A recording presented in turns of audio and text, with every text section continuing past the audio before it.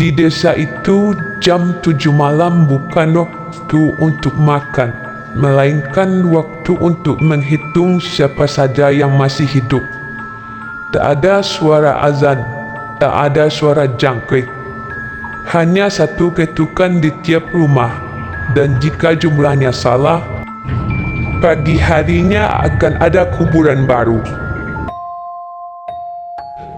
Namaku Raka. Aku tidak percaya hal-hal mistis. Sampai satu malam aku terjebak di sebuah desa yang bahkan tidak tercatat di peta. Aku pulang ke kampung nenekku setelah ayah meninggal.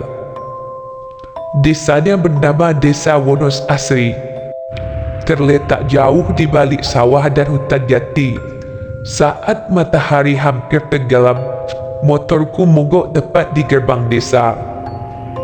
Gerbang kayu tua itu berderet tertiup angin. Di atasnya tertulis cat hitam yang hampir pudar, bertulisan tamu wajib pulang sebelum maghrib. Aku tertawa kecil. Kupikir itu hanya tradisi kampung. Namun tak satu pun warga yang kulihat tersenyum. Mereka menatapku seperti menatap orang yang sudah mati. Seorang kakek mendekati sambil membawa lampu minyak. "Mas, sudah maghrib," katanya pelan. "Kalau belum dapat tempat, ikut saya." Aku dibawa ke rumah panggung sederhana. Begitu pintu ditutup, kakek itu langsung mengunci dari dalam. "Dengar baik-baik," katanya. "Setelah jam 7 malam, jangan buka pintu, jangan jawab suara siapapun, dan jangan lihat keluar jendela." Aku bertanya kenapa. Wajah kakek itu pucat. Karena yang berkeliling malam ini bukan lagi warga desa. Tepat jam 7, lampu desa padam serentak. Lalu, tok, tok, tok. Ketukan pelan dari rumah sebelah. Seorang perempuan memanggil, suaranya seperti ibuku. "Raka, bukain pintu, nak."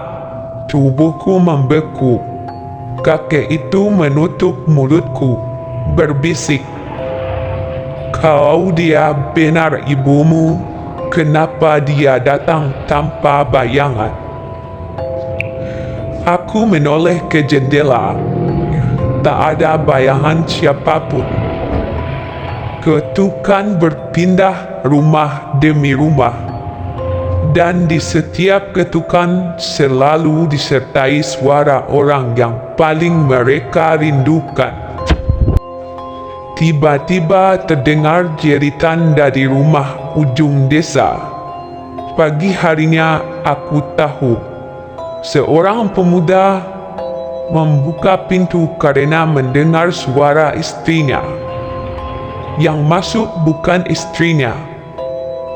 Tubuh pemuda itu ditemukan terbalik, dengan mulut terbuka seolah masih berteriak, dan di dadanya tertulis tanah basah, seperti bekas tangan yang keluar dari kuburan.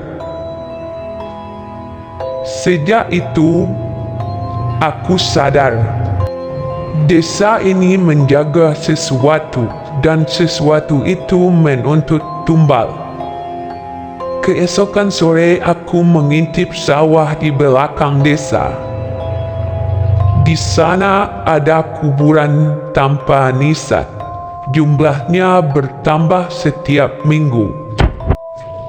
Seorang ibu tua berkata padaku, Dulu desa ini membuat perjanjian agar panen selalu melimpah.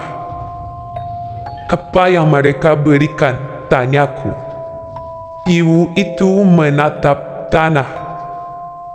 Manusia, setiap orang yang melanggar aturan dianggap milik mereka. Mereka siapa? Ibu itu berbisik gemetar, penunggu tanah. Malam itu, ketukan datang ke rumah tempatku menginap.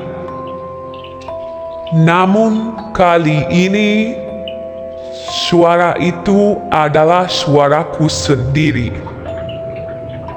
Rak, buka pintu, aku di luar. Kakek itu menangis.